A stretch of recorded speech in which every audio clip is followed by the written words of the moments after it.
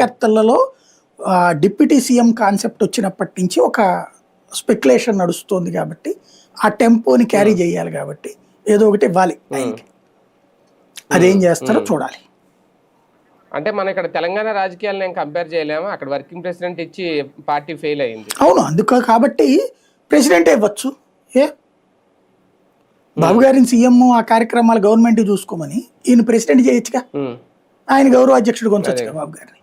తప్పే ఉంది. కాలుగుంట direct president చేస్తాం బెటర్ నన్ను అడిగితే మంచిగా ఉంటుంది. ఎందుకంటే తను ఇప్పటి నుంచినే 3.5 ఏళ్ళు ఉంది కాబట్టి 4 ఏళ్ళు ఉంది కాబట్టి పార్టీకి సంబంధించిన పూర్తి లెక్క తేల్చేస్తాడు. ఉపయోగపడుతుంది కూడా, స్వేచ్ఛ వస్తుంది. అవును, ఇప్పుడు మహానాడులో పార్టీకి సంబంధించి ఒక కీలక డెసిషన్ అయితే తీసుకోవడం నన్ను అడిగితే వర్కింగ్ ప్రెసిడెంట్ అనేది డమ్మీ పోస్ట్. ఇప్పుడు నడుపుతున్నదే అప్పుడు అధికారిక హోదాలో, అంత మించి ఏం లేదు కదా. నన్ను అడిగితే చట్టబద్ధంగా కావాలంటే ఆయన ప్రెసిడెంట్ చేయడం కరెక్ట్. బాబు గారిని గౌరవ అధ్యక్షుడి గురించి ఆయన అధ్యక్షుడిగా చేస్తే అది సక్సెస్ఫుల్ ఫార్ములా కూడా కదా. ఆ లెక్కనైతే ఆంధ్రాలో విజయం మనం జగన్ లెక్క చూస్తే సక్సెస్ అయ్యారు కదా, అదే లెక్కన. అవును, ఆమె గౌరవ అధ్యక్షులుగా ఉన్నారు కొన్నాళ్ళు, అలా అవుతుందేమో. రైట్, చూద్దాం. మొత్తానికి మహానాడికి సమయం అయితే సిద్ధమైంది. మొత్తం తెలుగుదేశం పార్టీకి అతిపెద్ద పండుగ కానీ